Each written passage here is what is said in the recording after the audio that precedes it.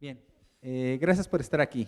Vamos a comenzar con la presentación de una novedad editorial que es coedición de GEDISA con la Universidad Anáhuac y se llama Adaptación y novelización en el cine en México, 1939-1955, que es el estudio de dos casos, con la autora, que es Isabel Lincoln Strange Reséndiz, y algunos presentadores.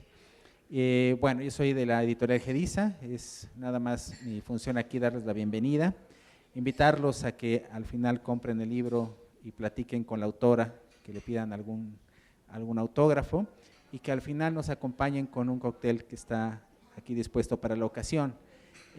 Para moderar está Karen Machelin Reséndiz. Karina Machelin Reséndiz. Exactamente, sí. Bien, bueno, muchas gracias por estar aquí. Ella se hará cargo de la moderación y bueno, al final esperemos también algunos comentarios o preguntas de ustedes. Así es que adelante, por favor. Muchísimas gracias. Bueno, bienvenidas, bienvenidos a todos a la presentación del libro Adaptación y novelización en el cine en México, 1939-1955, dos estudios de casos de la doctora Isabel Lincoln Strange Reséndiz, cuya adscripción es la Universidad Anáhuac, México. Bueno, vamos a empezar con los comentarios acerca de este libro. En este caso iniciaríamos con el doctor Ricardo Ignacio Prado Hurtado, también perteneciente a la Universidad Anáhuac, México. Entonces, sin más preámbulos, te cedo la palabra, Ricardo. Muchas gracias, qué amable. Bueno, yo la verdad es que por cuestiones de límites de tiempo, que siempre me paso, pues lo traigo escrito y para bueno, no olvidar nada por ahí. Bueno, en primer lugar, quisiera agradecer a las autoridades de la Facultad de Comunicación de la Universidad de Anáhuac, México, a la dirección y colegas del Centro de Investigación para la Comunicación Aplicada, SICA, desde luego a la librería del Fondo Octavio Paz, y bueno, a todos los presentes, y por supuesto a la autora de este libro, la doctora Isabel Lincoln Strange, extraordinaria investigadora que me inspira la más profunda admiración. Para mí es un honor poder comentar la obra Adaptación y novelización en el cine en México, 1939-1955, dos casos de estudio, que además, bueno, de ser un texto científico de gran rigor, que claramente encontramos una investigación de gran profundidad y desde luego utilidad para el estudio del cine, la literatura y la comunicación, tenemos también la oportunidad de encontrarnos con un texto desarrollado por una persona que claramente ama el cine. Convirtiéndolo en un texto que, bueno, está escrito desde la inteligencia, pero también desde el corazón. La obra habla de dos casos que son fundamentales para entender la historia del cine en México, especialmente en la edad de oro de este. No obstante, bueno, para un servidor consta de cuatro partes. Primero, un caso estupendamente seleccionado de adaptación, Doña Bárbara, obra literaria de gran valor en la literatura latinoamericana y bueno, también convertida eventualmente en una película trascendental para el cine mexicano. Segundo, un fascinante análisis, si no me equivoco, el primero que se hace dedicado a la novelización del cine a través de la novela semanal cinematográfica, pieza que personalmente desconocía hasta que leí el libro. Tercero, un índice detalladísimo de esta publicación de 1939 hasta 1957, inspirada en las ciné-román francesas. Y bueno, producto de una investigación documental brillante y finalmente una introducción que revela claramente la pasión de la doctora Lincoln por el cine y su contexto histórico. El caso de adaptación que presenta la autora del clásico Doña Bárbara de Rómulo Gallegos prueba que no es lo mismo ser escritor que guionista, sin hacer menos a ninguno de los dos, en lo que a cine se refiere. Es muy afortunado ya que analiza de forma detallada la novela, su entorno y personajes entrañables, con gran cuidado al interpretar los significados y arquetipos que representa cada uno dentro de la novela y posteriormente comparándolos contra la película. Producto del genio de Fernando de Fuentes, que entre otras cosas se puede considerar como quien marca el inicio del género de comedia ranchera o cine de provincia en términos de la autora, que tendría tanta importancia durante el sexenio de Lázaro Cárdenas, ya que se volvió costumbre usar la voz del cine para reforzar la identidad nacional, colmando la pantalla de escenas de lo nacional cotidiano, y, charros, ranchos, grandes matriarcados, canciones con el objetivo de mantener la moral nacional. Las dos, Doña Bárbara, por decirlo de alguna manera, se me permite el concepto, representaron grandes éxitos galardonados en diversos foros a nivel mundial, pero con 14 años de diferencia. Aquí la autora hace hincapié en el contexto, ya que cuando la novela fue un éxito, existía todavía una España ingenua, que bueno, es donde presenta varios de su mayor éxito, y en México, pues bueno, todavía la enorme influencia del último héroe revolucionario, por decirlo de alguna manera, y en cambio, bueno, cuando se estrena la película, España ya es franquista y México cruza por un momento, probablemente el único hasta la actualidad, de estabilidad económica. Esto evidentemente genera una diferencia en la recepción, pero no en el enorme éxito.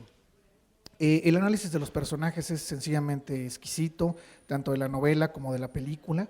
El texto presenta una Doña Bárbara de carne y hueso, pero claramente descrita como arquetípica, esta o la devoradora de hombres. Se muestra más mansa en la película, pero bueno, logra ponerle rostro al mito de la maldad, el salvajismo, el desdén, representándola como mujer, además mancillada, marcada por una sexualidad libre que le permite controlar a los hombres y desecharlos cuando no les sirve más a sus propósitos. El libro explica claramente el papel que juega cada uno de los personajes. Santos Luzardo como el epítome de la justicia, la misericordia, la nobleza, incluso cuando mata. Bueno, Lorenzo Barquero como un reflejo de lo que le pasa a un hombre si se deja enredar en la telaraña de una mujer fatal, y el entrañable Juan Primito, que aunque luce trastornado de alguna manera, pues pareciera una suerte de vidente dentro de este contexto.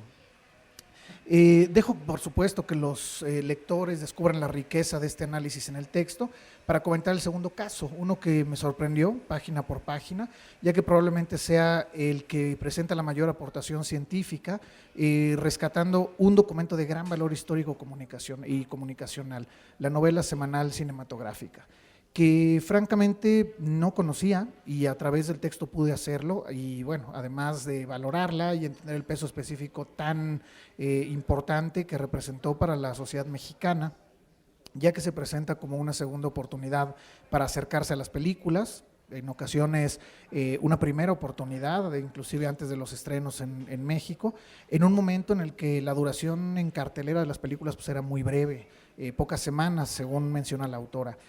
Una ventana también para la gran parte de la población que no tenía oportunidad de ver o simplemente revivir las películas y las historias que los conmovieron, una especie de democratización del cine, si valga el término. El análisis presentado en el segundo caso resulta sorprendente, ya que a partir de una búsqueda seguramente extenuante y un análisis prácticamente quirúrgico en la Hemeroteca Nacional y en la Hemeroteca Central de la Universidad Nacional Autónoma de México, la doctora Isabel Lincoln encuentra y examina cada uno de los números de esta publicación que había desaparecido en la realidad y en la memoria. El valor social de este semanario es enorme, ya que gracias al análisis podemos entender varios de los fenómenos que se daban entonces y que se mantienen hasta la actualidad, como es el cambio de los títulos originales de las películas, a lo mejor en un esfuerzo de tropicalización y probablemente de comercialización, que pues no siempre resulta afortunado. Aunque la mayoría de las novelizaciones se desarrollaban a partir del cine norteamericano, bueno, la autora expone que el cine mexicano también se vio privilegiado con este ejercicio, en donde la estructura fue cambiando y evolucionando, de tener un narrador que nos guiaba en el desarrollo de la película a la traducción y novelización de los diálogos. Un aporte de la autora por demás interesante es el descubrimiento de cómo se traducían las películas musicales a este formato por demás ingeniosa. Se transcribían las letras de las canciones y se incluían las partituras. La conclusión No puede ser más clara que en palabras de la autora, por lo que me atrevo a citarla. Comienzo la cita, dice: sin lugar a dudas, la novela semanal cinematográfica es un documento histórico que da cuenta de la vida cultural en el país y de la importancia que tenían la prensa y el cine en la vida cotidiana de los mexicanos. La tercera parte se trata de un índice extraordinario, donde la autora se dio la tarea de desarrollar un detallado documento con diversas clasificaciones de todos y cada uno de los números y su relación en cuestión de título y número de la revista, fecha, productora, título original, director y país de procedencia, fecha y lugar de estreno y fecha de estreno en México. Un ejercicio que no puede calificarse más que de sorprendente. Finalmente, y para cerrar, el aperitivo se vuelve el postre en esta obra, ya que la introducción, que será apreciada, me parece, especialmente por los amantes del cine, donde la doctora Lincoln pues, se vuelca en una descripción extraordinaria del contexto del cine mexicano y su relación con la escritura, llevando al lector de la mano de forma por demás elocuente, entre los grandes escritores que fueron llevados a la pantalla, como Juan Rulfo, Rafael F. Muñoz, Vicente Blasco, los que inclusive se dieron el lujo de adaptar obras como Rómulo Gallegos, Josefina Vicens, Gabriel García Márquez o Carlos Fuentes, ni más ni menos, y los que hicieron, pues valga el término, diamantes cinematográficos mediante la enorme presión de las políticas públicas como Luis Buñuel, Luis Alcoriza, Arturo Ripstein o Emilio Fernández. Llegando finalmente a la época del cine mexicano, que me hizo amante del cine a pesar del cine, la década de los 70s y 80s, cuando se retrató lo cotidiano, pues abusando de la vulgaridad, el chiste fácil, la sexualidad empobrecida y la violencia sórdida.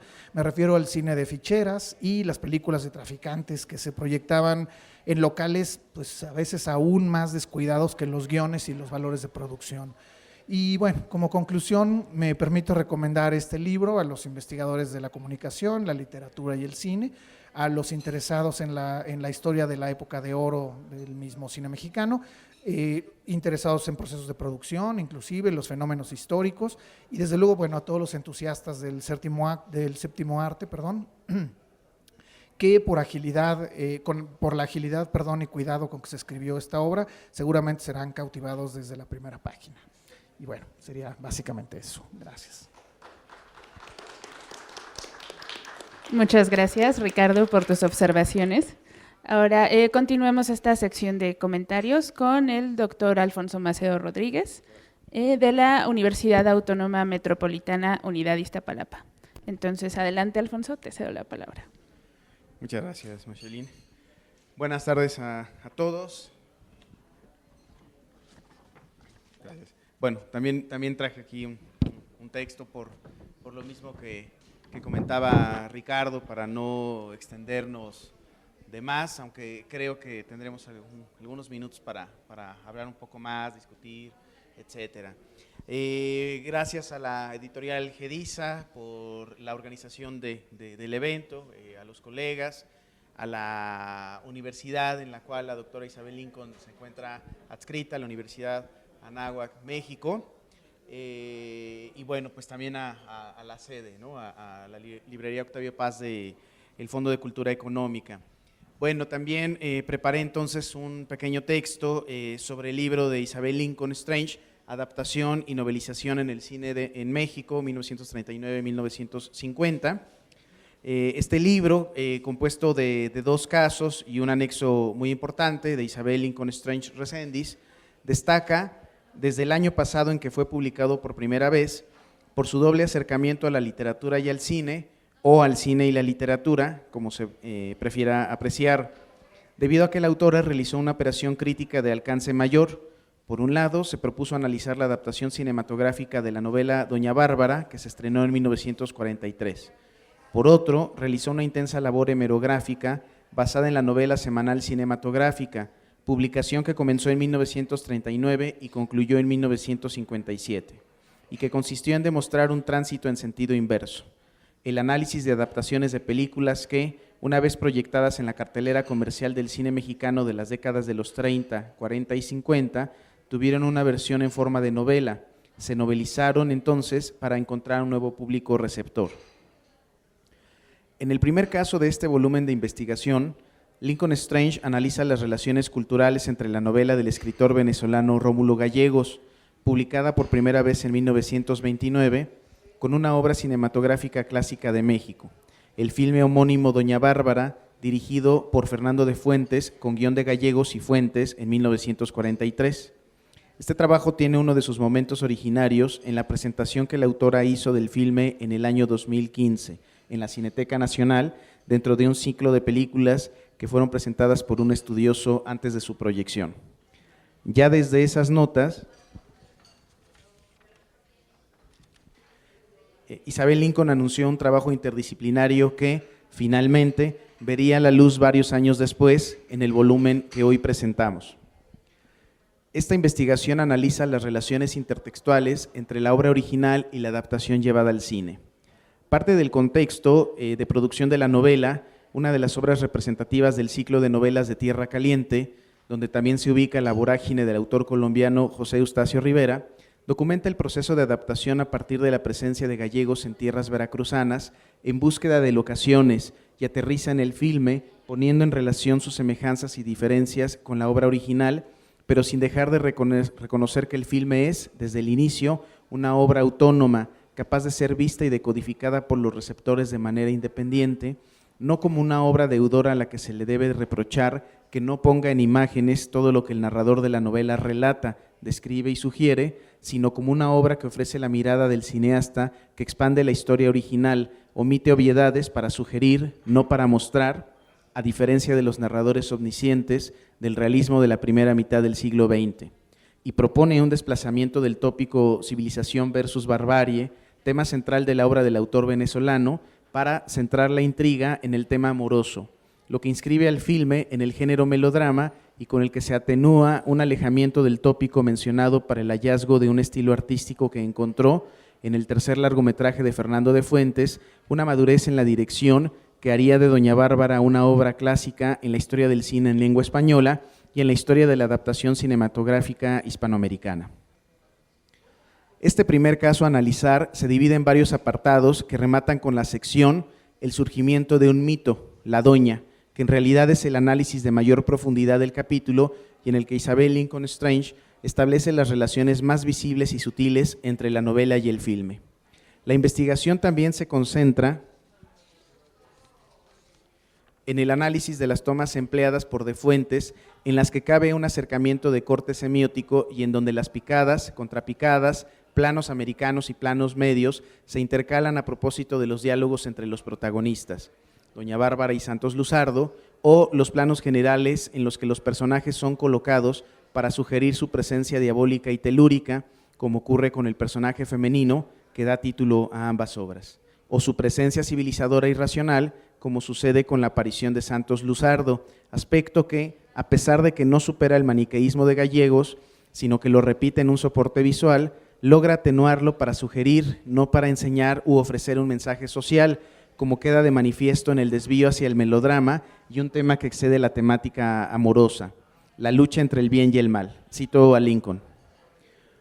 Una Doña Bárbara arquetípica en la novela de Rómulo Gallegos se revela a los ojos expectantes en una Doña Bárbara viviente a través del ojo de Fernando de Fuentes. El director introduce elementos que hacen a la mujer fatal más creíble a los ojos receptivos: el cigarrillo, la pistola y el fuete en mano. Quizás la introducción de estos hábitos, cotidianamente masculinos en el contexto de la realización del filme, brindan al personaje mayor veracidad. Fin de cita.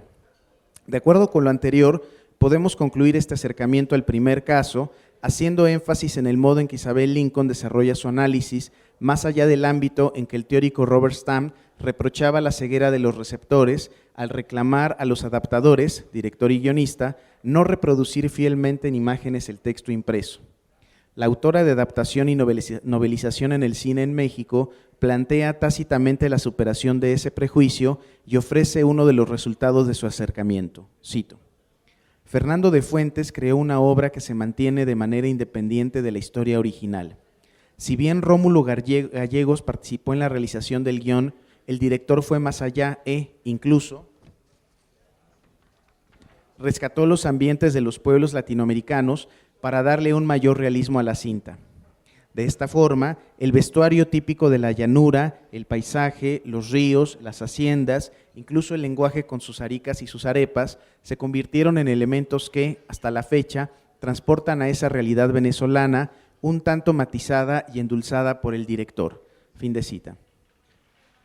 Sobre el segundo caso, dedicado a la novelización de películas, una operación inversa a la adaptación cinematográfica de las novelas populares del siglo XX, Lincoln Strange estudia la novela semanal cinematográfica, revista ilustrada, publicada entre 1939 y 1955, o sea, en los años de adaptación, escritura del guión, ubicación de locaciones y producción de Doña Bárbara de Fernando de Fuentes. Partiendo de un nuevo proyecto de investigación del que también han surgido otros artículos y capítulos del libro, como el que se publicó en el volumen Tinta, Papel, Nitrato y Celuloide de la UNAM en 2020, la investigadora de la Universidad de Anáhuac, México, ofrece una serie de descripciones y análisis sobre la obra en su forma material, portada, página legal, ilustraciones, etcétera, para demostrar la importancia que tuvo este género, aún con vida, en el cruce de filmes y su novelización y en el contexto de la industria cultural mexicana de mediados del siglo XX.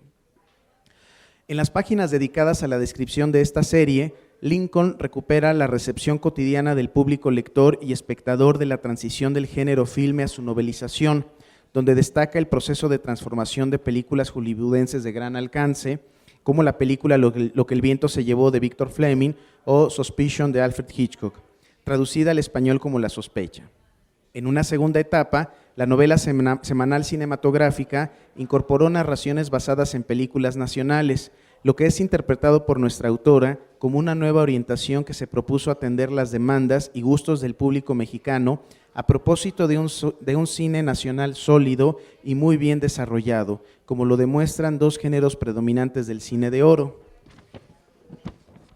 la comedia ranchera y el melodrama, y también como una forma de consumo de las figuras cinematográficas mexicanas que alcanzaron fama mundial, lo que privilegiaba la novelización de algunas películas con actrices y actores célebres.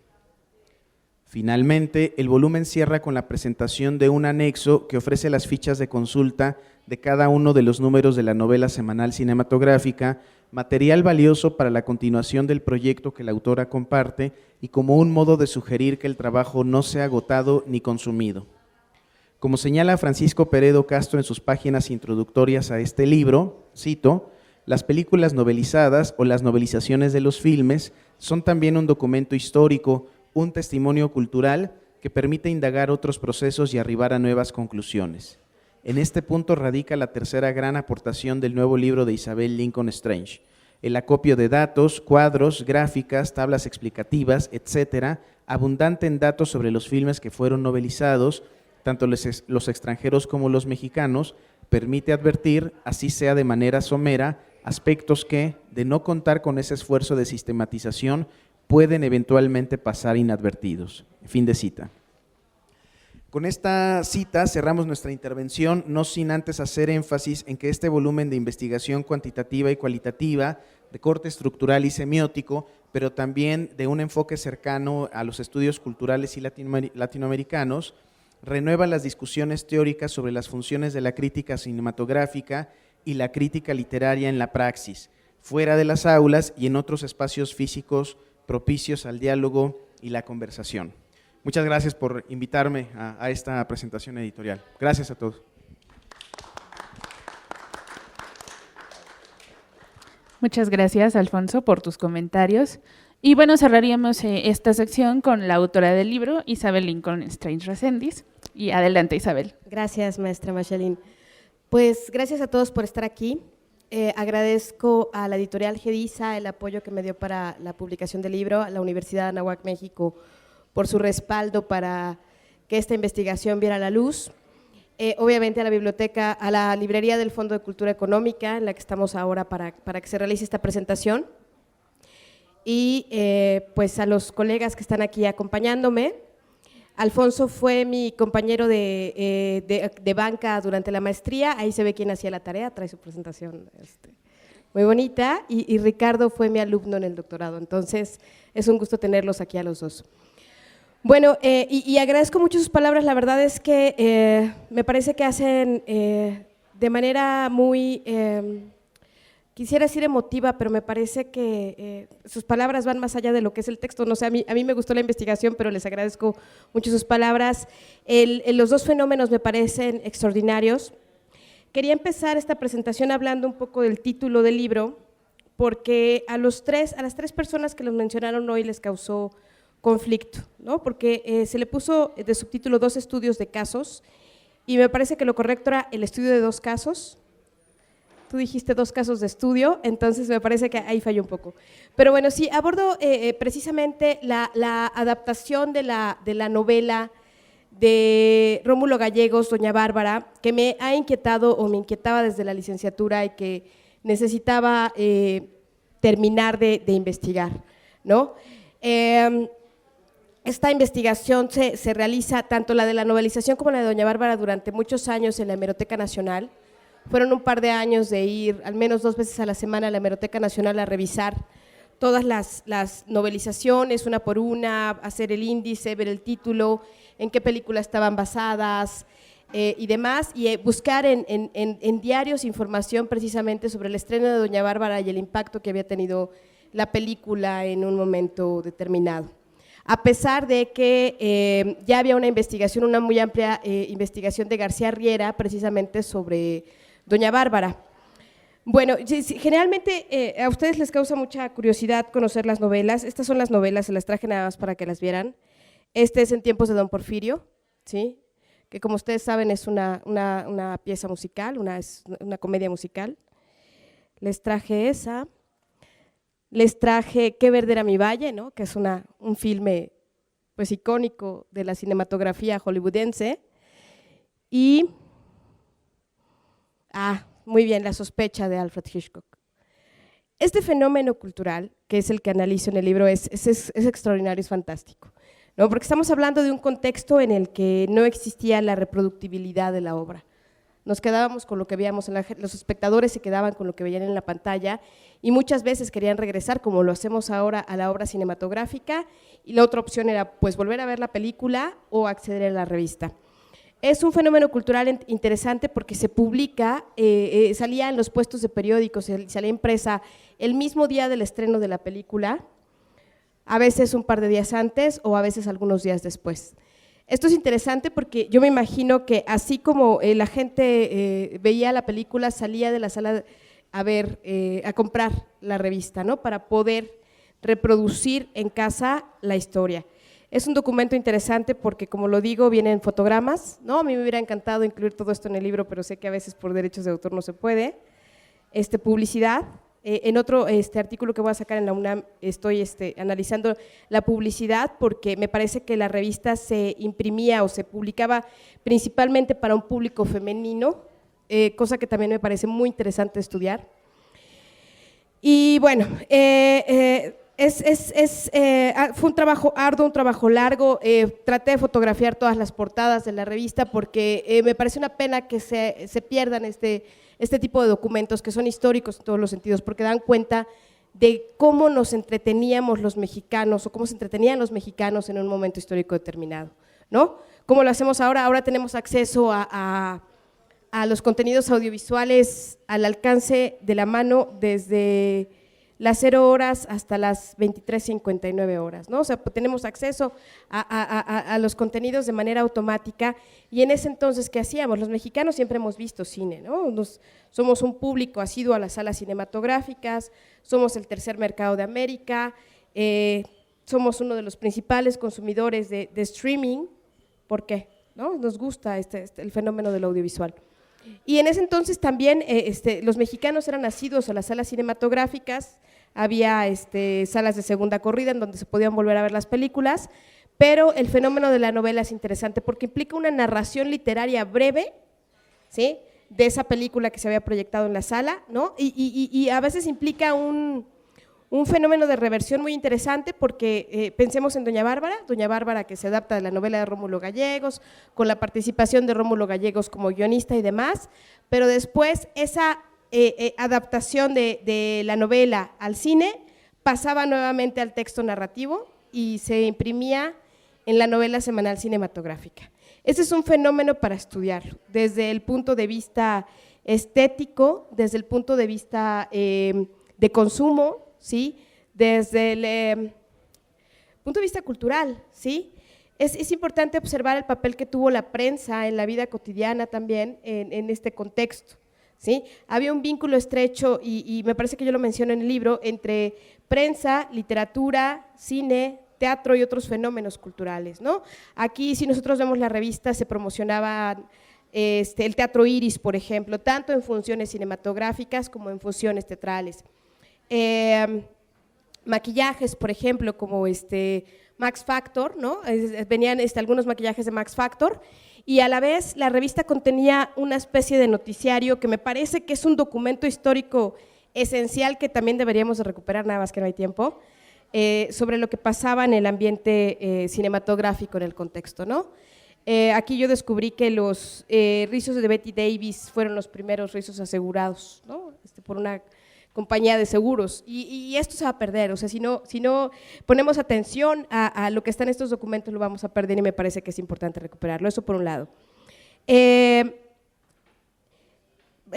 Traía estos chismes del espectáculo, este noticiero era una especie de recuperación de gossip del ambiente cinematográfico, del espectáculo, da cuenta de lo que pasa en el contexto de guerra, por ejemplo, ¿no? La revista se empieza a publicar en octubre de 1939, ¿sí? O sea, la guerra está ahí, empezando, y se deja de publicar en 1955.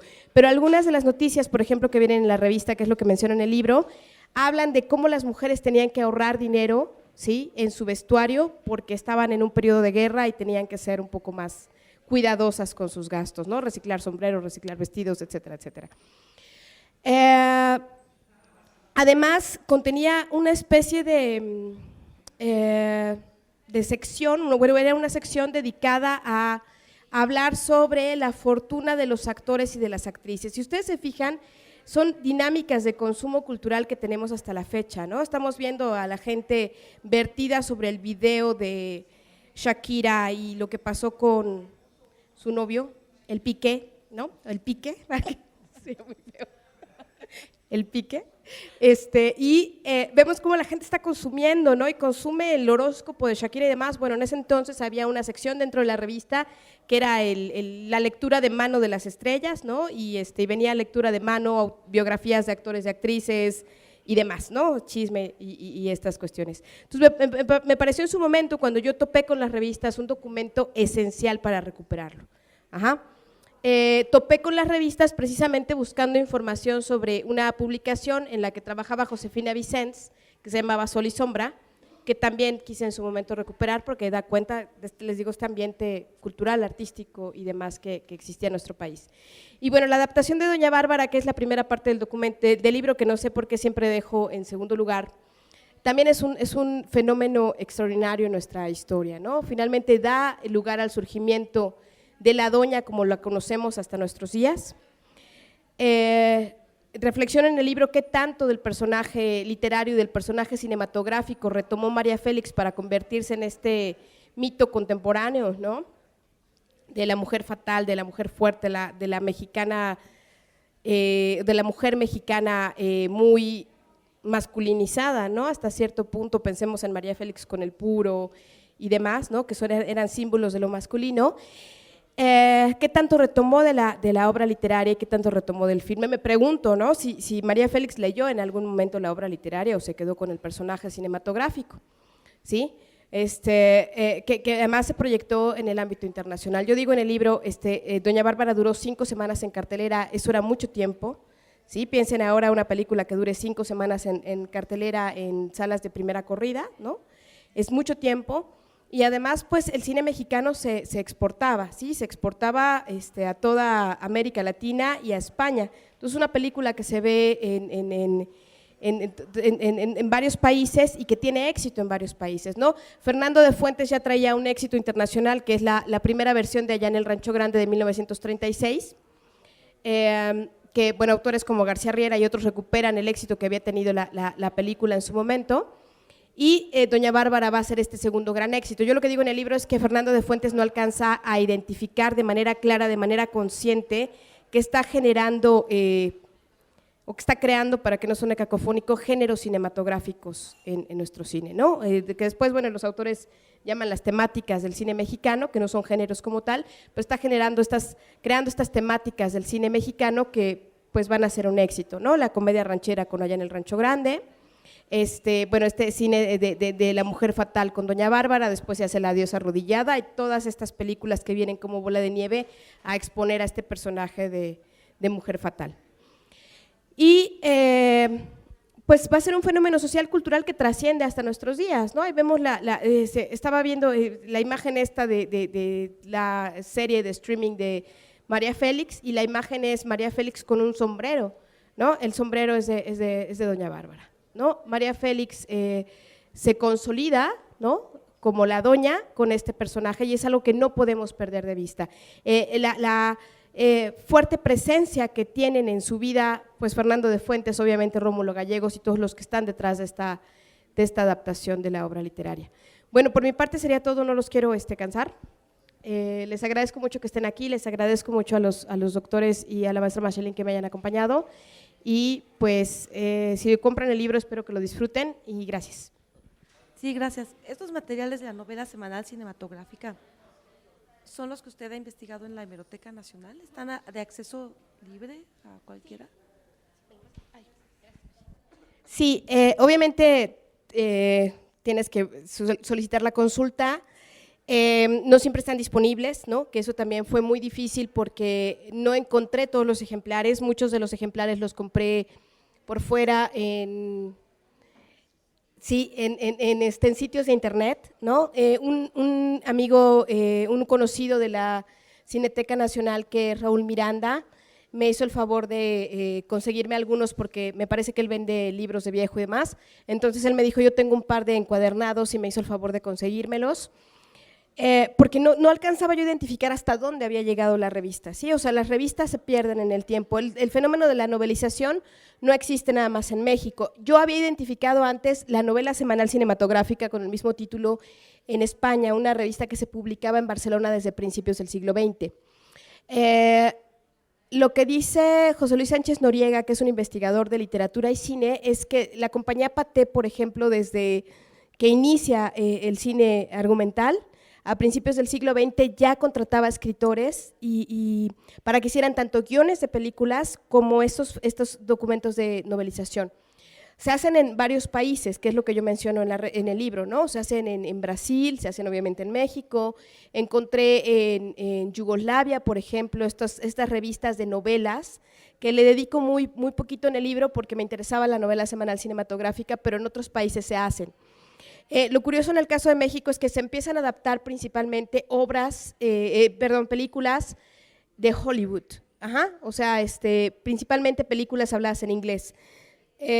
Durante los primeros años el mayor porcentaje de novelizaciones son películas de la Fox, de la Paramount, de la Universal, algunos estudios más que otros, porque identifico, no lo sé, es cierto, pero identifico que había ciertos acuerdos comerciales, porque has de saber que hay poca información sobre la revista, ¿no?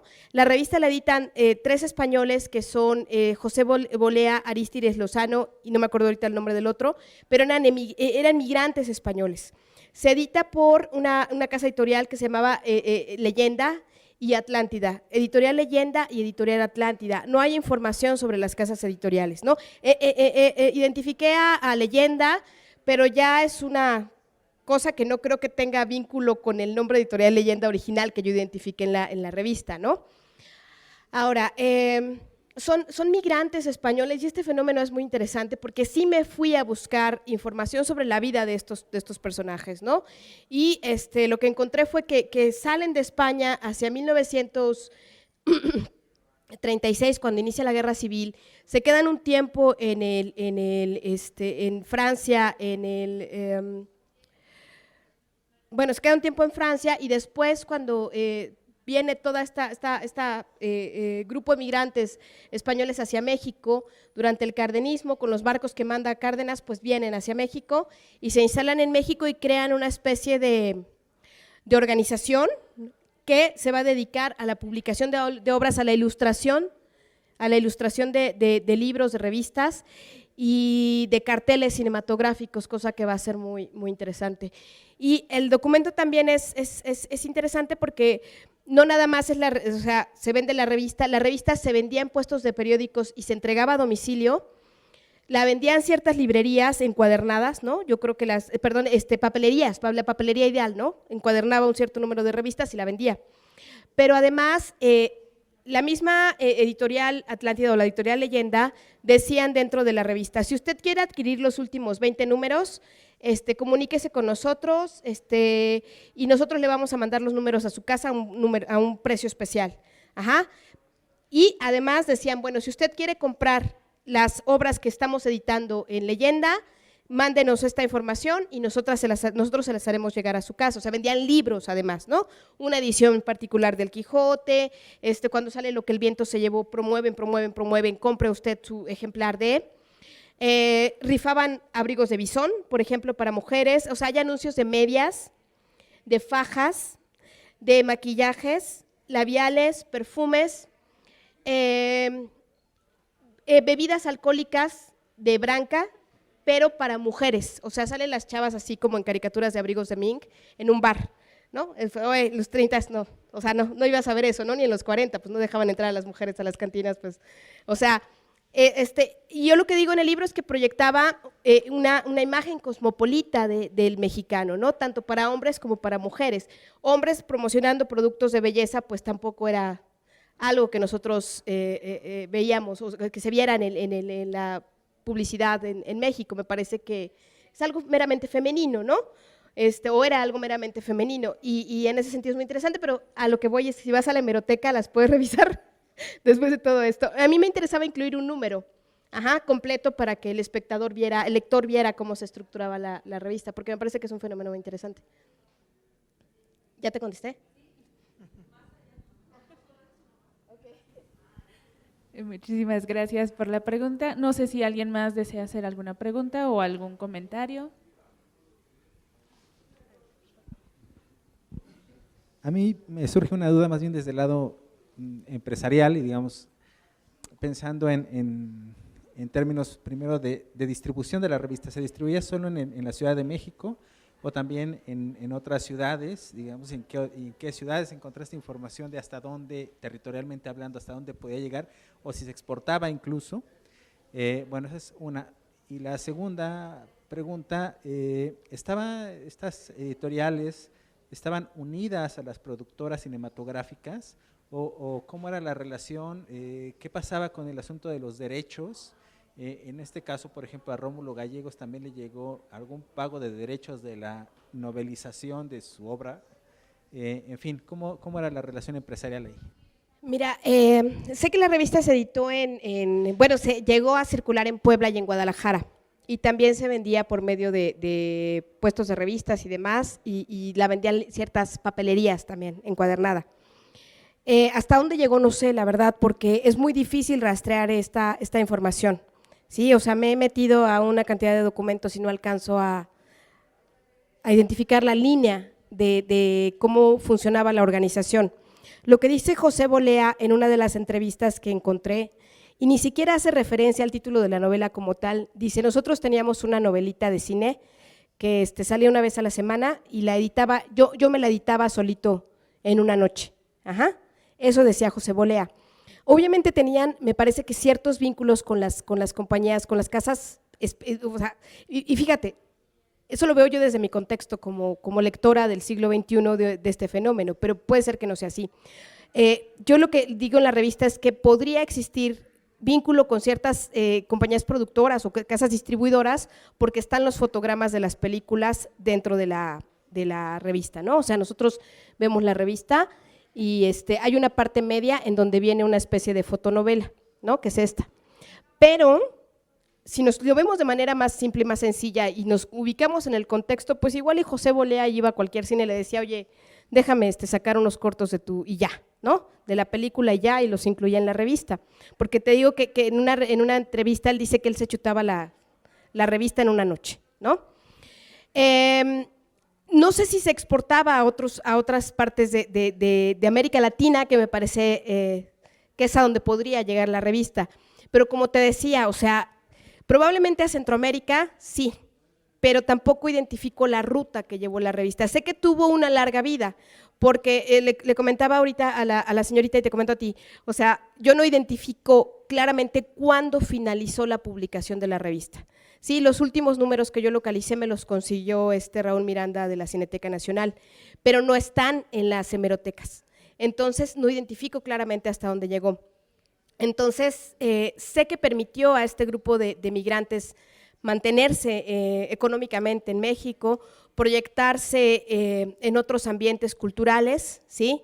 José Bolea fue un escritor tardío que empezó a publicar sus obras hacia la década de los 50, ¿no? O sea, ya era un hombre de 50 años, hacia la década de los 50, pues empezó a publicar sus obras literarias, publicó 2 novelas. Y eso en cuanto a la revista, o sea, no identifico claramente porque no hay información, sí solicitamos información, sí solicité información en derechos de autor, en registro de editoriales y demás, no encontré absolutamente nada. Y en el caso de Rómulo Gallegos, también es un personaje interesante en nuestra cultura latinoamericana porque él publica Doña Bárbara en el exilio, ¿no? Después de todo el conflicto político que vive en Venezuela, viaja a España y Doña Bárbara se publica en Madrid en 1929, en Madrid o en Barcelona, en Madrid me parece, en 1929, en el exilio. Entonces, lo que dicen algunos autores es que la novela tiene tanto éxito, se convierte de manera automática en un bestseller, que había editores que sacaban la revista, que publicaban la revista, imprimían la novela, imprimían la novela sin el pago de derechos para el autor, ¿sí? Él lo autorizaba y se imprimía la novela. Se convierte en un bestseller tanto en España como en México y Salvador Elizondo se entera de que Fernando de Fuentes quiere adaptar esta novela y lo trae a Rómulo Gallegos a México para que se conozcan, él esté de acuerdo con la realización de la película y demás. Dice Salvador Elizondo que cuando vio a María Félix Rómulo Gallegos, esto lo identifiqué en los diarios y en lo que dice García Riera, dijo, sí, esta es mi Doña Bárbara, ¿no? Entonces, empieza a recibir, se le contrata en México como director de diálogos, ¿sí? Se publica, se promociona la película, la gente, la gente empieza a comprar la novela, pero el trato es que se va a convertir en director de diálogos. No sé qué cantidad exacta le dieron, ¿no? Porque hay muchos documentos en México que se han perdido en ese sentido, ¿no?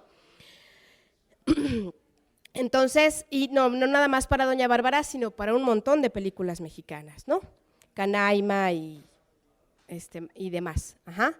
No sé qué tan buen director de diálogos era, porque yo les comento a veces aquí, y me pasaba cuando daba las clases de cine en la UNAM, que les ponía la película a los alumnos y les daba hasta cierto punto risa, ¿no? Sí. Porque hay diálogos que a veces son ya risibles, ¿no? Estaba viendo hace ratito Pueblerina, estaba escuchando Pueblerina, y uno de los personajes le dice a otro, una mujer no vale ni un saco de estiércol. Entonces yo se lo pongo eso a mis alumnos de licenciatura y se van a pirar, ¿no? O sea, ya me denunciaron ante la dirección y demás, ¿no? Pero eso es hay que ubicar la obra en su contexto histórico. Entonces ven Doña Bárbara, ahora sí que con las arepas, con el bohío, con el bois y todo eso que tienen los personajes, pues les parece de risa, ¿sí? Entonces, no sé si te contesté, pero ¿sí? Ok. No, pues para seguir discutiendo un poco y sobre todo escucharte, ¿no? Efectivamente, tenemos ahí como un proyecto que, bueno, tienes tú más bien un proyecto en el cual todavía se puede desarrollar bastante a partir, bueno, de lo que estamos hojeando nosotros aquí en la mesa, los ejemplares de los números que traes, justamente están, ¿no? Aderezados, por decirlo, están insertados estos anuncios publicitarios y de verdad que sí es parte de un proyecto que puedes seguir extendiendo, ¿no? Por ese lado. Por el otro lado, te quería hacer una pregunta, no sé si has contemplado seguir revisando la filmografía de Fuentes, por ejemplo, ahora que estaba leyendo el libro para la presentación, encontré que hay una adaptación de El Zarco de Altamirano, ¿no? El Tigre de Yautepec, supongo que se refiere a esa obra. ¿Estás pensando también extenderte en cuanto al objeto de estudio? Pues no mucho, O sea, la verdad es que es un director que me gusta, pero no es mi intención. O sea, menciono sus películas. Era un autor al que le gustaba la literatura. Él gana un premio de poesía en el Universal Ilustrado antes de convertirse en director. Entonces, lo que yo menciono en el libro es que le gustaba ya la literatura y le gusta la adaptación, cosa que es evidente, ¿no? O sea, pero no es algo que me inquiete, pero adelante, doctor. Tenemos una pregunta.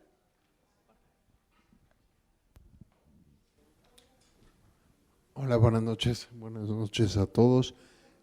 La única pregunta que tengo es, ¿podría hacerse una extrapolación de todo este estudio que hiciste del trabajo de Rómulo Gallegos, de las adaptaciones, con la mirada puesta en el cine actual? Por ejemplo, ahorita que andaba por aquí, estaba viendo adaptaciones o relatos de Star Wars, por ejemplo, en literatura. O sea, ¿podemos hacer una extrapolación? Sí, yo lo que menciono en el libro es que el fenómeno de la adaptación no ha caducado, o sea, el fenómeno, perdón, de la novelización, ¿o cómo? A ver, sí, de la novelización no ha caducado, es un fenómeno que seguimos viendo hasta la actualidad. O sea, vamos a filmar una película, pero también hay que sacar la novela porque también es un producto que se va a vender. Lo interesante en la revista es que no sé si nuestros consumos culturales hayan cambiado tanto, me parece que se han agilizado, se han hecho más vertiginosos, pero cuando yo le enseñé la revista a mis hijos que están aquí, que son Arturo y Alonso, con una mirada pues joven, nueva, me decían, ¿ya te fijaste, mamá? Es como cuando estás leyendo algo y te sale un comercial. Ajá.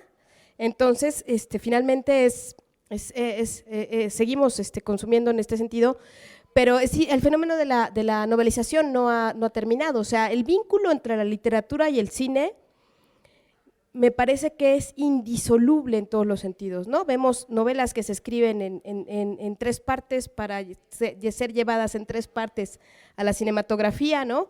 J.K. Rowling tiene el éxito con Harry Potter que se proyecta hasta la actualidad, ¿no? Con Animales Fantásticos y ahora The Cursed Son, ¿no? de Harry Potter. Y pues piensa en Crepúsculo, Amanecer, Ocaso.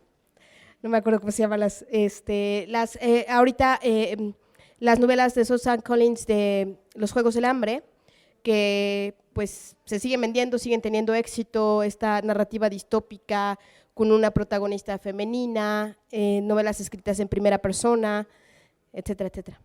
No sé si te contesté, pero sí. Ajá.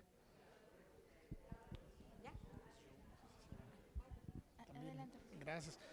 Sí, justamente, bueno, mencionas esta relación indisoluble entre desde luego la novela, el cine, y pues yo apuntaría, y comentabas que estás en ese sentido en un estudio, en otro estudio, la publicidad, ¿no? Es decir, y de aquí, básicamente, revisando ahorita los anuncios, la verdad es que, bueno, pueden parecernos ingenuos, ¿no? Finalmente hay que verlos en su contexto. A mí lo que me llama mucho la atención, bueno, más bien la pregunta que tengo en mente, porque desde que existe el cine como fenómeno publicitario, si en todos estos números que revisaste, ¿encontraste algún ejemplo o algunos ejemplos de producto integrado?